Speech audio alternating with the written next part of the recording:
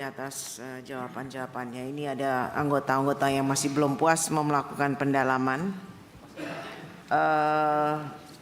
Sudah ada daftarnya, tapi mohon tidak terlalu lama-lama, tidak terlalu panjang-panjang, straight to the point saja.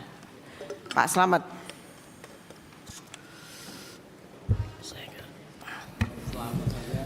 Baik, terima kasih Bu Ketua dan pimpinan, seluruh anggota yang terhormat.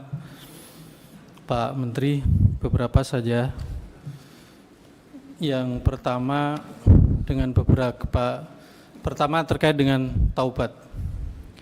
Saya pikir justru ini menjadi renungan kita semuanya.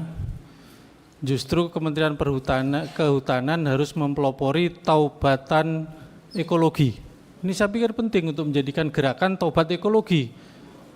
Karena ini kejadian dari awal sampai dulu, kan ini kejadian bukan. Nah, sehingga jangan menyempitkan kepada itu, tetapi ekologi kita nampaknya memang kita semuanya dipelopori oleh Menteri Kehutanan harus melakukan tobat ekologi. Itu yang pertama. Yang kedua, saya masih melihat dengan berbagai hal tadi penyampaian Pak Menteri, penegakan hukum di Kementerian Kehutanan masih rendah, Pak. Catatan saya di Aceh itu dari berbagai kasus hanya satu yang P21. Yang di Sumut itu hanya 4 yang P21. Nanti tolong dikoreksi kalau saya salah. Terus kemudian di Sumbar juga hanya 1 dari sekian kasus yang P21. Nah, mohon disampaikan di sini kalau ada kendala-kendala apa gitu loh. Apakah yang ditabrak oleh Menteri Kehutanan ini benteng yang terlalu kuat? Bintangnya sudah tidak terhitung atau seperti apa sehingga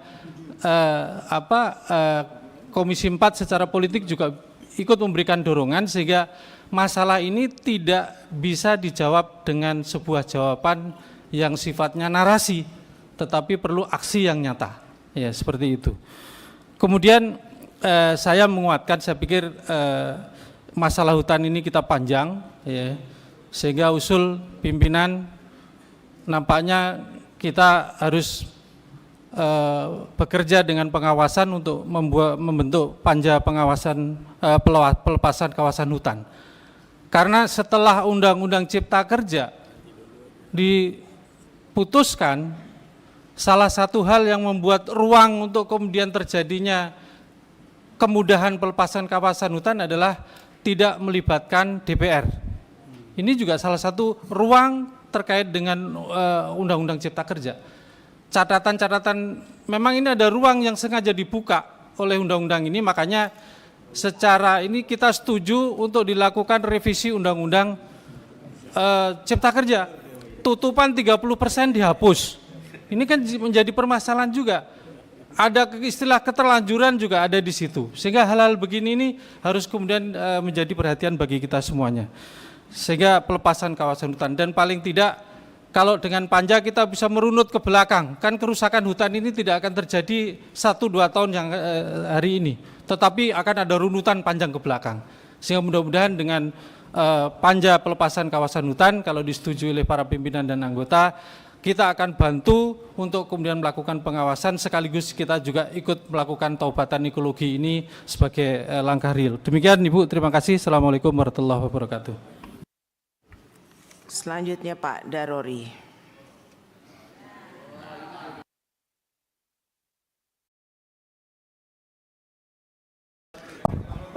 Terima kasih Bu Ketua, juga teman-teman, Pak Menteri dan jajarannya. Saya melihat, ya, saya minta kepada Pak Menteri, struktur organisasi di Bapak harus dirubah. Kalau Bapak nggak ngerubah, sama dengan tahun-tahun yang lalu lagi. Dan saya ingin fokus permasalahan ini. Ini tanggung ngebiau kemana-mana. Biar tahu jangan ada dusta di antara kita. Katakan sejujurnya gitu. Ya itu kira-kira itulah. Jadi gini Pak Menteri, saya pernah bertugas di Tapanuli Selatan 7 tahun. Ya, 7 tahun. Saya ingin bisa nampilkan nggak Pak, das Batang Toru? Sungai Das Batang Toru ada enggak? Kalau enggak ada saya punya ini. Wah, ini kan. Ini hutan lindung Pak, Batang Toru. Ya, jadi pada saat di sana tidak ada izin, tapi menurut laporan yang kami terima itu ada 6 izin di sana, Pak. Ya, saya kira soal tidak menindak, saya kira tolong Dirjen Gakum itu, pengalaman saya di Sumatera Utara pernah memenjarakan pengusaha 8 tahun, denda kebun sawit yang 47.000 kita sita, dan operasi Balaka komandannya ini Irham, Pak Irham mana? Nah itu dulu sama-sama di Kanwil, Pak. Jadi saya kira cobalah diberanikan untuk menindak itu. Ya, ya. Itu harus. Yang kedua, Pak, ini kemarin kami di Palembang diprotes. Kami di Undang-Undang Konservasi menyantumkan agar setiap unit KSDA ada penyidiknya. Karena selama 10 tahun tidak ada penyidikan, Pak. Dikumpul di Gakum, di daerah nggak ada. Itu di undang-undang udah ada, cuma belum Bapak tunjuk atasannya. Saya minta kepala balai tunjuk dengan surat Bapak sebagai penanggung jawab penyidikan khususnya di bidang konservasi. Kalau perlu memang tenaganya ada, bisa diperbantukan kepada dinas. Nah tadi Bapak mengatakan penugasan hutan konservasi udah jelas, ya. Tapi di hutan lindung dan produksi Bapak nugaskan gubernur, menteri ini ya, nugaskan gubernur tapi tidak disertai dengan anggaran. Jadi omong-omong aja itu, Pak. Ya, ini perlu, makanya di Undang-Undang 41 kita robah sistemnya nanti PNBP itu 5% Kementerian Kehutanan, 2% untuk dinas provinsi dan 3% untuk KPH-nya. Itu yang perlu kita sepakati. Kalau enggak, di mana-mana kita datang seperti Bapak ikut di Sulawesi Utara kan gitu, dituntut gitu. Ya, jadi apakah ada ya kayu-kayu yang keluar dari itu adalah tebang habis, Pak, pasti. Karena ada yang besar, ada yang kecil. Ini pengalaman saya waktu saya dilantik Kepala Dinas Kabupaten Tapsel tahun 85. Jam 10 dilantik, jam 2 terjadi bencana alam longsor. Saya ingat menterinya Pak Asrul Harahap dan Gubernur Rajenal Jerigar, saya mengecek ke atas.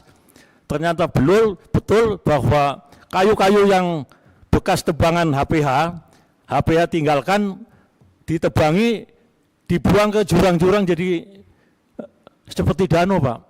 Memendung, ya, ada lumpurnya sehingga sekali banjir itu akan hanyut dan ngantap rumah. Itulah, jadi nggak usah ragu bahwa itu adalah hasil tebangan di Batang Toru di hulunya. Saya kira tadi Pak Surman punya petanya, ada nggak petanya Batang Toru? Bisa dibuka peta yang Pak Surman. Coba lihat, ini kalau ya ini digunduli di hulunya Batang Toru ini. Bisa nggak? Nah itu, ini lagi itu. Jadi seperti itu. Tentu saja ini udah gundul. Kayu besar kecil akan turun. Suatu saat ada banjir, ya habis.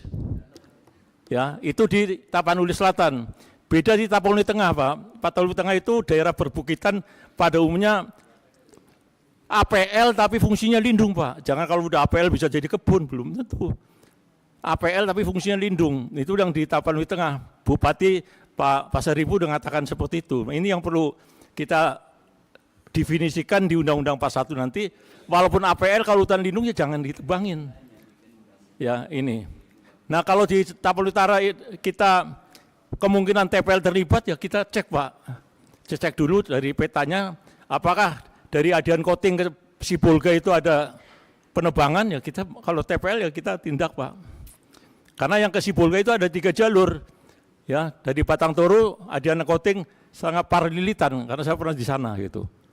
Ya, jadi Pak Menteri saya minta ini ya yang untuk Aceh udah lama moratorium tapi illegal logging jalan terus. Buktinya ada apa? Buktinya kayu-kayu dari Aceh itu tiap hari ke Belawan melalui Sumatera Utara. Ya, itu illegal logging. Jadi di sana juga ada pembuatan kebun sawit. Contohnya di Trenggulun, Aceh Timur. Itu masuk Taman Nasional Loser. Dan juga di hulunya Batang Toru, saya kira Pak Dirjen KSDA pernah ada LSM menghadap saya suruh bertemu Pak Dirjen, betul kan? Betul ya? Nah, ternyata masih illegal logging, masih jalan terus. Impornya Gakum udah turun, tapi nggak tahu laporannya seperti apa gitu. tolong Pak Menteri gunakan pasal 92 Undang-Undang 18 tahun 2013. Korporasi yang melanggar itu hukumannya minimal 20 tahun, minimal 8 tahun, maksimal 20 tahun. Dan denda minimal 20 miliar, maksimal 50 miliar. Saya belum pernah dengar selama 10 tahun ada denda digunakan itu. Ini pasal ini yang bikin Pak Firman dulu. Waktu ketua ya Pak Firman. Saya kira itu Bu Ketua. Jadi saya perlu Pak Menteri berani mengadakan reformasi karena polhut ini sudah tua-tua Pak. Saya sarankan bolak-balik di ruangan ini polhutnya ditambah dari tamatan SMA atau SKMA. Ya, putra-putra daerah itu 5.000 minimal Pak. Tolong disampaikan kepada Kementerian ASN bahwa kehutanan perlu tenaga. Terima kasih. Baik, terima kasih.